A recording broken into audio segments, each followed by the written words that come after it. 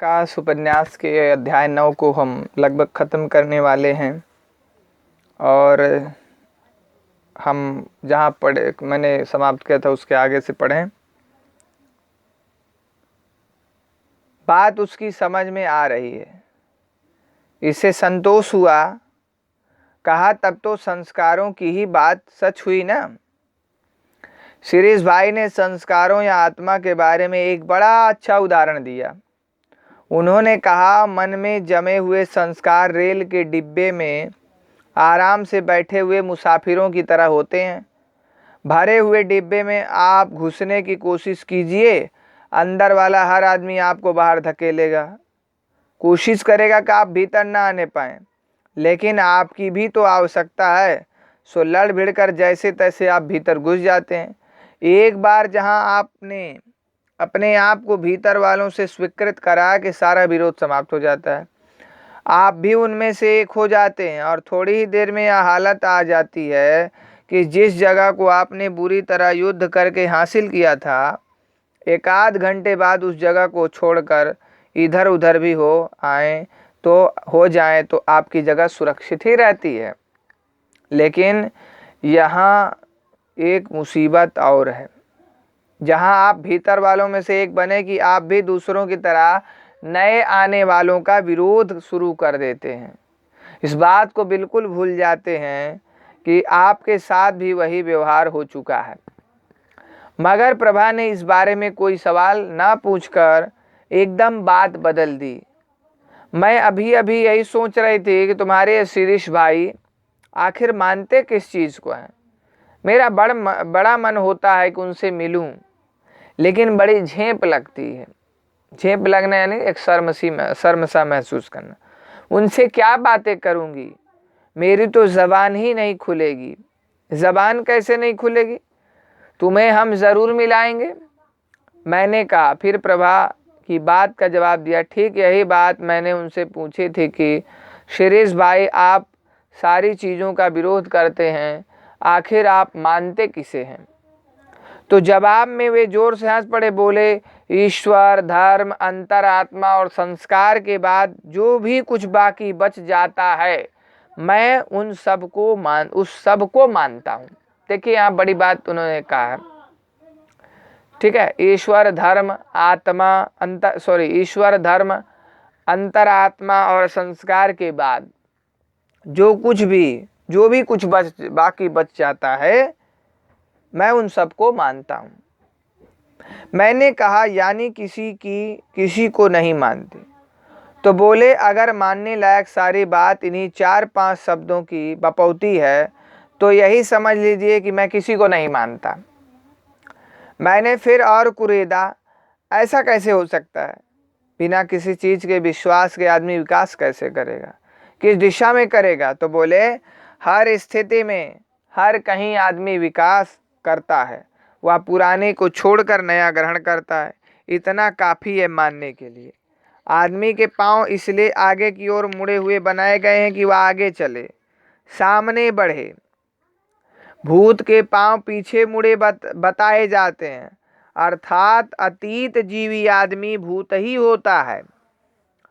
और सच पूछो तो तुम जिसे भारतीय संस्कृति, भारतीय गरिमा कहते हो, मुझे यह सारी की सारी एक सिरे से इन्हीं अतीत जीवी भूतों की सभ्यता और संस्कृति लगती है। मेरा हर चीज से विश्वास उठ गया है। इसके बाद प्रभा उन्होंने एक ऐसी सख्त बात कह दी कि मेरा खून खौल उठा।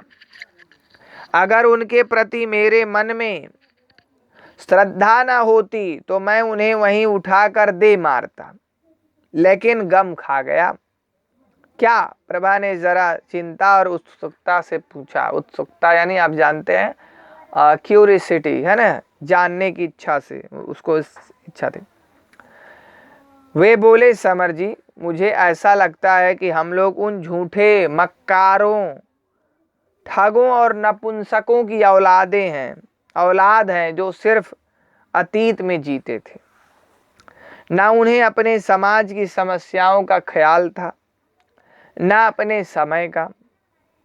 वे सारी दुनिया से अलग रहा करते थे और खुद ही अपने माथों पर अक्षत चंदन लगा कर अपनी पूजा किया करते थे। हम कितने महान थे। कभी हमने नहीं सोचा कि जिन्हें पूजते हैं या जिन्हें हीरो बनाए हुए हैं, वे महान और हीरो आखिर क्यों हुए, क्यों हैं। इसीलिए तो है कि वे सीना तान कर अपने समय और समाज की समस्याओं से जूझे थे। ये इंपॉर्टेंट लाइन है। तो इसलिए जूझे थे, सिरों पर कफन बांधकर उन्होंने अपने युग की तलवार का जवाब दिया था। बैठकर राम नाम का कीर्तन करते हुए वे लोग हीरो नहीं बन गए थे। मैं बात काट कर बोला, खैर जो भी हो, अपने पुरखों को यूं याद करना अच्छा नहीं लगता। वे जैसे भी थे अच्छे ही थे। तो शिरीष भाई बोले, आप ऐसा कह सकते हैं, लेकिन मैं तो अपने आप को भी गाली देता हूं कि क्यों कुछ नहीं कर पाता। हमारे ये पुरखे खुद गोबर संस्कृति के अजायब घर थे। हम उनकी संतान हैं। इसलिए सिर्फ भूस के पत्तलों की सेना है, जो सिर्फ या तो जलना जानती है या जगह को कूड़े कचरे से भरना। सो यूं ही एक दिन जल जल कर खाक रह जाएंगे और कुछ ना कर पाएं, तो कम से कम इतना तो हम कर ही जाएं कि अपने बीच में जो थोड़ा बहुत लोहा सोना है, उसे ही अपनी जलन की आग में तपाकर फौलाद और कुंदन बना दें। ठीक है। सहसा मैंने अपनी बात बीच में तोड़ दी। मुझे लगा शिरीष भाई का यह प्रभाव पता नहीं मुझे कहाँ ले जाएगा। आजकल जैसे मैंने अपनी भाषा में सोचना तो एकदम बंद ही कर दिया है। हमेशा वही दिमाग पर छाए रहते हैं, मानो उसी प्रभाव का विश्लेषण करते हुए कहा, कभी कभी तो इस आदमी का गुस्सा देखकर मुझे भी जोश आता है कि मैं भी इसी तरह क्यों नहीं सोच पाता। मुझे भी कोई चीज इस तरह क्यों नहीं मथती, और क्यों मैं एकदम जड़ होता चला जा रहा हूं। जड़ यानी निष्क्रिय होना, एकदम कहे निर्जीव हो जाना, कोई किसी तरह की चेतना सोच का ना होना। ठीक है। तो कभी दया आती है कि बेचारा दुखी और परेशान है, इसीलिए हर चीज का विरोधी हो गया है। लेकिन जो भी हो, उनकी बातें और बोलने का ढंग मुझे बहुत प्रभावित करता है, और कुछ देर चुप होकर मैं उनकी भाव भंगिमाओं की कल्पना करता रहा, यानी जिस अंदाज में वो बोलते थे। ठीक है। अचानक लगा जैसे सुनते सुनते प्रभा सो गई।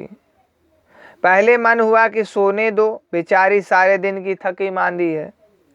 और मैं उस समय की याद करने लगा जब शिरीष के पास से लौट रहा था। ठीक है। अब मैं यहाँ देखूं, इम्पोर्टेंट लाइन जो है आपको उस तरफ ले चलूं। देखिए, अब मैं अतीत जीवी भूत नहीं हूं। ठीक है। अब मैं अतीत जीवी भूत नहीं हूं। मेरा मस्तिष्क अब दुनिया भर के कूड़े करकट से साफ है। ठीक है। लेकिन अब वह कौन सा सपना है जो खाली कमरों में सजाया जाएगा। जैसे हम घर को खाली कर दें, कूड़ा कचरा निकाल दें, तो उसमें कुछ डाल कर, कुछ रख करके उस घर को सजाएंगे। घर को तो खाली छोड़ नहीं सकते। तो घर मस्तिष्क और मन को उसने घर का, इस मन को, मस्तिष्क को किस विचारों से, कैसे विचारों से पूरित करेंगे, कैसे भरेंगे। क्योंकि अब एक कूड़े कचरा अगर निकल गया जो संस्कृति का है, तो कैसे इसे भरा जाए। वे कौन से स्वर्ग के गीत हैं जो अब भैरवी की तरह गूंजेंगे। भैरवी नाद है। ठीक है। भैरवी क्या है? एक नाद है, एक ताल है गायन की। ठीक है। राग है गाने का एक राग भैरवी कहते हैं, राग भैरवी। वह कौन सा विराट युग है जिसके लाने के लिए हम छोटे छोटे पहिए एक ताल लय पर चलने लगेंगे। कहाँ से आएगा वह युग? क्या हमारे रहते ही वह आएगा? हम क्या सचमुच उसे देखेंगे, उसे महसूस करेंगे कि वह या वही युग है जिसके लिए हम रातों में तड़पे हैं? ठीक है। और युग बदलने की कुलबुलाहट और बेचैनी को मैं बाल्टियां भर भर कर ऊपर की छत पर छिड़काव करने में बहलाता रहा था। इस समय प्रभा को सब बताते या मन ही मन उस सब को दोहराते फिर वैसी ही अकुलाहट होने लगी। समझ में नहीं आया कि मैं क्या करूं। प्रभा शायद सचमुच सो गई थी। अब यहाँ देखिए, बाल्टी से पानी अभी नहीं भर रहा है, ये पानी वो दिन में शाम के समय भर रहा था छत को ठंडा करने के लिए। तो ये सब विचार सोच रहा था कि जो परिवर्तन वाली विचार को लेकर के सोच रहा था। ठीक है, तो हम प्रसंग को नहीं जानेंगे तो अब व्याख्या नहीं कर सकते। पहले मन हुआ कि खाट की मूंज का कोई तिनका लेकर उसके कान में घुमाऊं।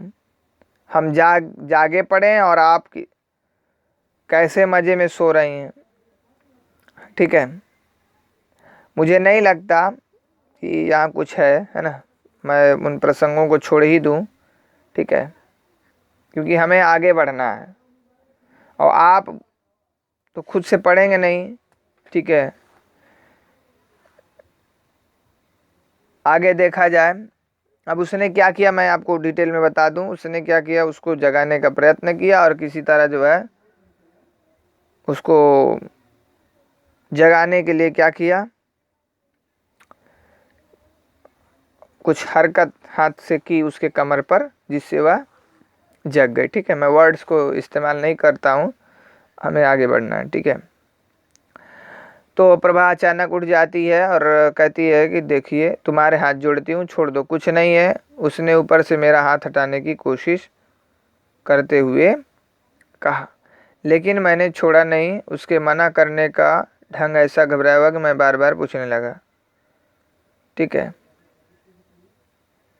ओ अच्छा, उसने कमर में क्या किया था, कुछ बांधा है। ठीक है, कमर में कुछ बांधा है जो उसकी सास ने बताया। ठीक है, और ज़बरदस्ती वो बांधी है। ठीक है, और वो क्या है तो देखिए यहाँ क्लियर हो रहा है। उन्होंने कहा कि सैयद बाबा की धुनी से ठीक हो जाएगा, मानो मेरे पड़ते तमाचे को बचा रही हो। इस तरह कोहनी सामने की ओर करके जैसे तैसे वह बोली। और जब नहीं रहा गया तो उसके दोनों कंधे झकझोर कर मैंने पूछा, क्या पेट ठीक हो गया? साफ साफ क्यों नहीं बताती? कोई रोग है तो हमसे कहती। प्रभा सचमुच रोने लगी। अवस्थी जी की बीवी कहती थी कि शादी के 4 साल बाद सैयद बाबा की धुनी से उनका प्रमोद हुआ था। ठीक है, बात समझ में आई तो अचानक उसके कंधे छोड़कर मैं पागलों की तरह हंस पड़ा। अच्छा, तो यह बात है, इसलिए सारे व्रत उपवास हो रहे हैं, शायद पीर पूजे जा रहे हैं, कमर में सैयद बाबा की धुनी और कपड़ों में इत्र लगाया जा रहा है। और मैंने इतने जोर से दांत पीसे की करकराहट खुद सुनाई दी। बच्चा चाहिए खुद अपने खाने पहनने का ठिकाना नहीं और टंटूंगना अभी से लटका लो। और एक ही झटके में मैंने वह कमर में बंधी धुनी की पोटली तोड़कर गली में फेंक दी। कितनी हवाई और आसमानी बातें सोच रहा था मैं अभी। सच्चाई तो यह है कि मतलब पत्नी जो है क्या है, अंधविश्वासों को मान रही हैं, उन रीति रिवाजों को मान रही हैं, है ना। बाकी समय निष्फल क्रोध में भूनता हुआ मैं खाट की पाटी से माथा कूट रहा था और घुटनों में सिर दबाए प्रभा रो रही थी। बताओ मैं क्या करूं, सारा दिन मेरी जान खाई जाती है। बांझ बांझ कह कर भाभी और अम्मा कुश्ती रहती हैं। भाभी अपनी बिटिया के पास नहीं झांकने देती, छाया से बचाती हैं। इस बार माथा ठोक कर मैं कहता, कितना अकेला हूँ। मैं सोचा था कि प्रभा मेरा साथ देगी, लेकिन यही प्रभा है जिसने एक बार गणेश जी से बर्तन मांज लिए थे और आज इसी के ऊपर मैंने वे बड़े बड़े सपने संजोए थे। ठीक है, तो अध्याय हमारा 9 आज खत्म हुआ। फिर हम अगले भाग में अध्याय 10 शुरू करेंगे और उसके बाद ही हम आप लोग को क्वेश्चन आंसर इसका जो है कुछ इम्पोर्टेंट जो है प्रोवाइड कराएंगे। तब तक के लिए धन्यवाद। फिर हम अगले वीडियो में मिलेंगे। Okay, thank you.